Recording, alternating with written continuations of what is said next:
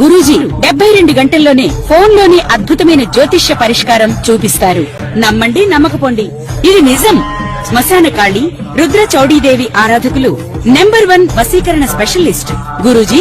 మనిషి పుట్టుక నుండి చనిపోయే వరకు వచ్చే అన్ని క్లిష్టమైన సమస్యలకు పరిష్కారం ఇక్కడ లభిస్తుంది. విద్య, ఉద్యోగం, వ్యవహారం, స్త్రీ ప్రేమ, పెళ్లి, సంతానం, స్త్రీ పురుష వశీకరణం, భూవశం, భార్యాభర్తల కలహాలు, కోర్టు సమస్యలు, విడాకుల సమస్యలు, చేతబడి, అప్పుల బాధ, ఇంకా మీకు ఎలాంటి సమస్యలు ఉన్నా 72 గంటల్లోనే. ఈ మకర రాశిలో జన్మించినటువంటి వారికి ఈ పరాభవనామ సంవత్సరంలో ఆదాయం 2, వ్యయం 8, రాజ్యపూజ్యం 1, అవమానం 6. ఇక గమనించుకున్నట్లయితే ప్రధానంగా గత కొన్ని సంవత్సరాలుగా ఇబ్బంది పడుతున్నటువంటి ఏలిన నాశిని ప్రభావం నుంచి గత సంవత్సరం నుంచే కాస్త ప్రభావం నుంచి బయటపడ్డారు.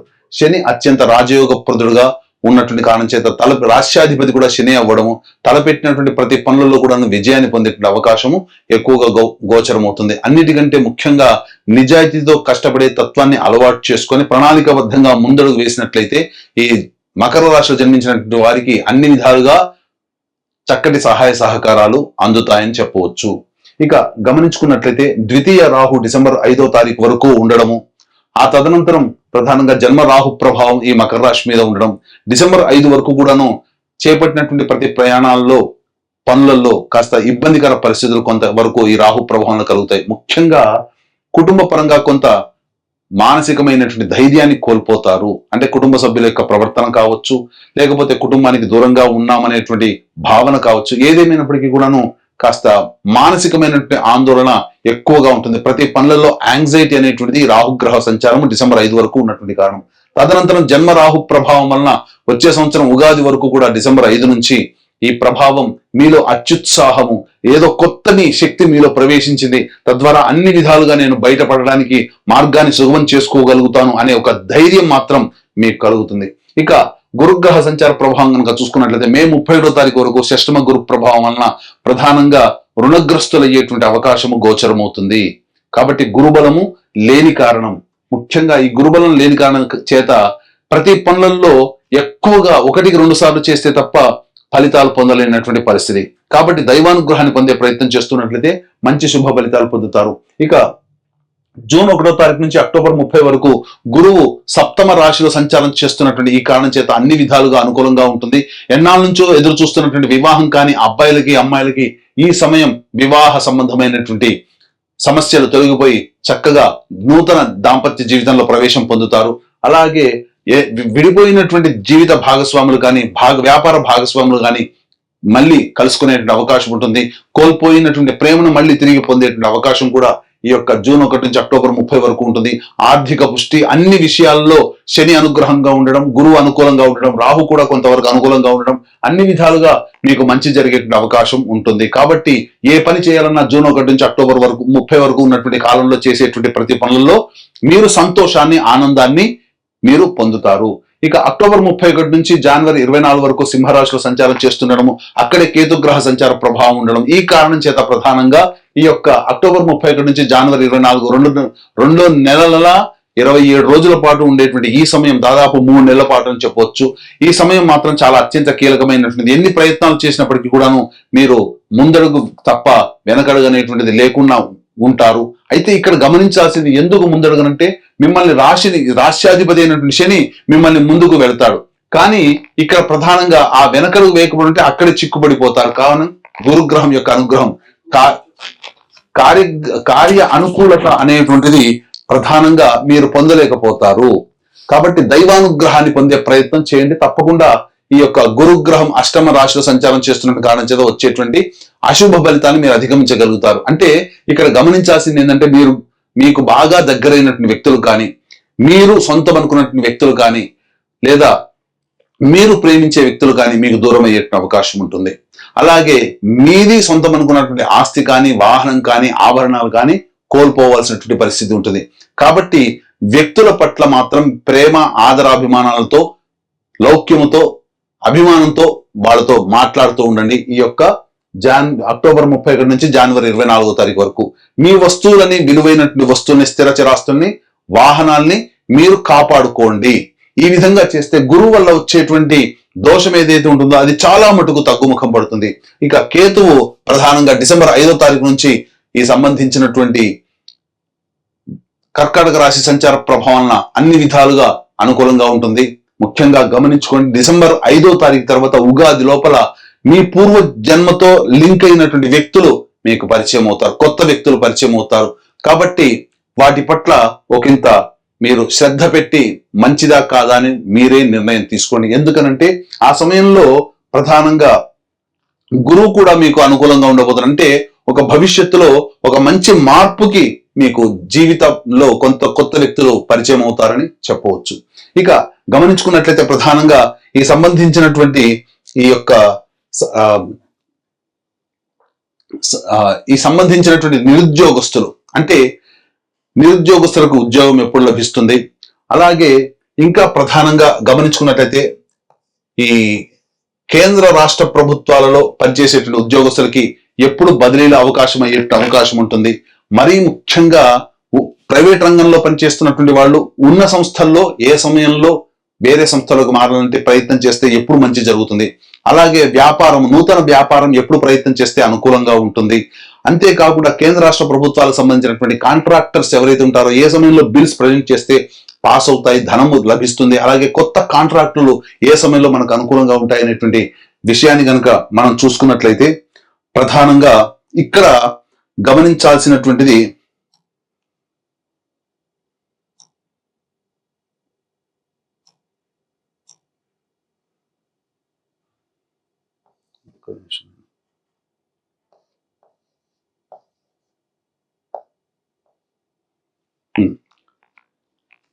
ఈ యొక్క మకర రాశిలో జన్మించినటువంటి వారికి ఈ సంవత్సరం 19 మార్చి నుంచి 13 ఏప్రిల్ వరకు ఉన్నటువంటి సమయము, అలాగే 15 జూన్ నుంచి 16 జూలై వరకు ఉన్నటువంటి సమయము, అలాగే 18 అక్టోబర్ నుంచి 15 డిసెంబర్ వరకు ఉన్నటువంటి సమయం చాలా అనుకూలం. మళ్ళీ వచ్చే సంవత్సరం 14 మార్చి నుంచి ఉగాది వరకు ఉండేటువంటి సమయం.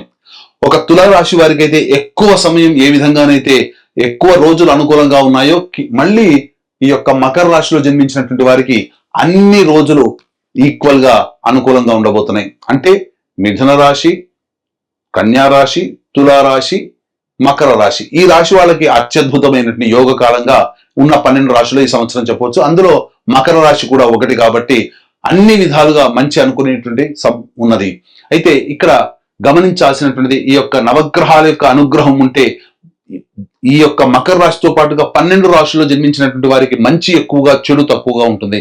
కాబట్టి ఈ పరాభవన సంవత్సరంలో నవగ్రహాల యొక్క అనుగ్రహాన్ని సంపూర్ణంగా అందించాలనే సదుద్దేశంతో మన పీఠం ఆధ్వర్యంలో ఏప్రిల్ 1వ తారీఖు రోజున చైత్ర పౌర్ణమి సందర్భంగా అత్యంత శీఘ్ర ఫలితాన్నిచ్చే హస్త నక్షత్రం ఉన్నటువంటి సమయంలో సాయంకాలం 6 గంటలకి ఈ సర్వదోష నివారణ పూజల హోమాలలో భాగంగా నవగ్రహ పాశ్వత హోమం, ఆరోగ్యం కోసం మృత్యుంజయ హోమము, మరియు సర్వకార్య జయసిద్ధికి సుదర్శన హోమం, రుద్రహోమంతో పాటుగా వివాహ దాంపత్య సిద్ధికి, ఉద్యోగ వ్యాపార ఆర్థికాభివృద్ధికి లక్ష్మీ మూలమంత్ర సంపుటిత లక్ష్మీ సూక్త హోమాన్ని జరిపించి శక్తిపాతం చేసినటువంటి కరుంగలి మాల ఇవ్వడం జరుగుతుంది. అవకాశం ఉన్నటువంటి వాళ్ళు ఏప్రిల్ 1వ తారీఖు రోజున మధ్యాహ్నం 3 గంటల లోపల ఈ కార్యక్రమంలో నమోదు చేసుకోవచ్చు. ఇక గమనించుకున్నట్లయితే ప్రధానంగా 2 ఏప్రిల్ నుంచి 10 మే వరకు ఉన్నటువంటి సమయం ఈ మకర రాశి వారికి అత్యంత శుభమైనటువంటి సమయం. గురువు అనుకూలంగా లేకపోయినప్పటికీ కూడా శని మరియు కుజుడు అనుకూలంగా ఉండడం వల్ల చేపట్టినటువంటి పనులని ధైర్యంగా ముందడుగు వేస్తూ ఆత్మవిశ్వాసంతో మీరు పని మొదలు పెడతారు. తద్వారా భవిష్యత్తులో మంచి విజయాన్ని పొందడానికి ఆస్కారం ఏర్పడుతుంది. ఇక 11 మే నుంచి 19 జూన్ వరకు గురువు కూడా అనుకూలంగా లేకపోవడము, అలాగే అర్ధాష్టమ కుజగ్రహ ప్రభావం, శని ఒక్కడు ఎంత యోగిస్తున్నప్పటికీ మిగతా గ్రహాలు అనుకూలంగా లేని కారణం చేత ప్రధానంగా ఆరోగ్యం పట్ల శ్రద్ధ వహించాల్సినటువంటిది. వాహనం నడిపేటప్పుడు జాగ్రత్తలు పాటించాలి. జీవిత భాగస్వామి, వ్యాపార భాగస్వాములతో ప్రేమగా అనుకూలంగా మాట్లాడే తత్వం ఉంటే కొన్ని ఇబ్బందుల నుంచి బయటపడవచ్చు అని చెప్పొచ్చు. అలాగే 20 జూన్ నుంచి 1 ఆగస్టు మధ్య ఉన్నటువంటి కాలం ఏదైతే ఉందో ఈ సమయం మాత్రం ప్రధానంగా మీ ఆరోగ్యం పట్ల శ్రద్ధ వహించాలి. జ్వర పీడితులయ్యేటువంటి అవకాశం ఉంటుంది. మళ్ళీ ఉద్యోగ సంబంధమైనటువంటి వ్యవహారాల్లో ఒడిదుడుకులు ఎదుర్కొంటారు. ఆర్థిక పరంగా నష్టాలు అనేటువంటివి కలుగుతాయి. 1 ఆగస్టు నుంచి 17 సెప్టెంబర్ మధ్య ఉన్నటువంటి కాలం ఏదైతే ఉంటుందో ఈ యొక్క సమయం చాలా అనుకూలంగా ఉండేటువంటి సమయంగా చెప్పవచ్చు. చేపట్టినటువంటి ప్రతి పనులలో గురువు అనుకూలంగా ఉండబోతున్నాడు, కుజుడు అనుకూలంగా ఉంటాడు, శని అనుకూలంగా ఉంటాడు, రాహువు కేతులు కూడా సాధారణమైనటువంటి ఫలితాన్ని ఇస్తారు. కాబట్టి అన్ని విధాలుగా 1 ఆగస్టు నుంచి 17 సెప్టెంబర్ చాలా విలువైనటువంటి యోగ్యమైనటువంటి కాలంగా చెప్పవచ్చు. 18 సెప్టెంబర్ నుంచి 11 నవంబర్ మధ్య ఉన్నటువంటి కాలము ప్రధానంగా గురువు కూడా కొంతవరకు యోగిస్తున్నాడు. అలాగే జీవిత భాగస్వాములు తీసుకునే నిర్ణయాలు మీ జీవితంలో అభివృద్ధికి వస్తాయి. కాబట్టి వ్యాపార భాగస్వామి, జీవిత భాగస్వామి నిర్ణయాలు వాళ్ళకే వదిలేయండి. అన్ని విధాలుగా మీ జీవితానికి ఉపకరిస్తాయని చెప్పొచ్చు. అయితే చేస్తున్నటువంటి వృత్తి ఉద్యోగంలో కాస్త ఒడిదుడుకులు వచ్చేటువంటి అవకాశము గోచరం అవుతుంది. ఇక 12 నవంబర్ నుంచి 8 మార్చి వరకు ఉన్నటువంటి సమయం మాత్రం ఏమాత్రం అనుకూలంగా కాదు. కాబట్టి ఆరోగ్యపరంగా ఎక్కువగా ఇబ్బంది పడాల్సినటువంటి పరిస్థితి. అంతేకాకుండా ప్రధానంగా మీరు ఆర్థిక పరంగా నష్టాలు పొందేటువంటిది, లాభం కోసం అత్యాశకి గురి చేసి ప్రకటనలను మీరు దాన్ని ఆమోదించడం ద్వారా చాలా మటుకు ధనాన్ని నష్టపోతారు. కుటుంబ సభ్యులతో వాగ్వివాదాలు పెరుగుతాయి. నచ్చిన వాళ్ళు, మెచ్చిన వాళ్ళ వల్ల ఎక్కువగా మీరు సమస్యలు కొని తెచ్చుకునే అవకాశం ఉంటుందని చెప్పవచ్చు. కాబట్టి అన్ని విధాలుగా ఈ 12 నవంబర్ నుంచి మళ్ళీ ఈ సంబంధించినటువంటి 12 నవంబర్ నుంచి ప్రధానంగా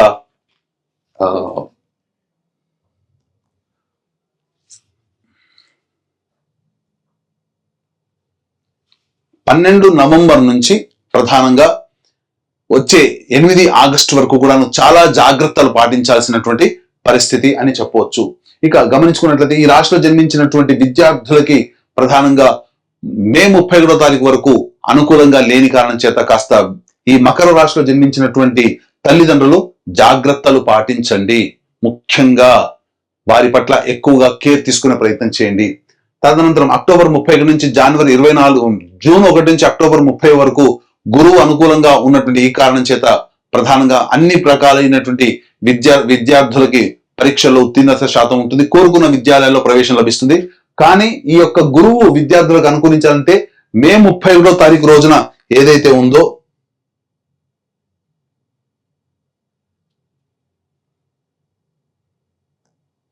ఏందయ్యా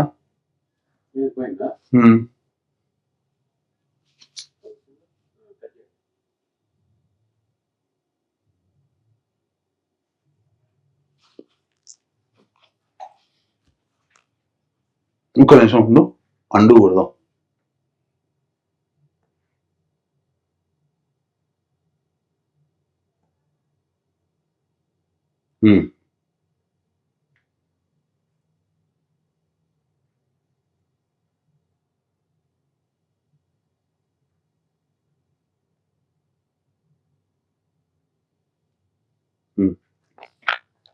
సరే, మిగతా 2 ఉన్నాయి కాబట్టి కాస్త చేసుకోవచ్చు, అడ్జస్ట్ చేసుకోవచ్చు.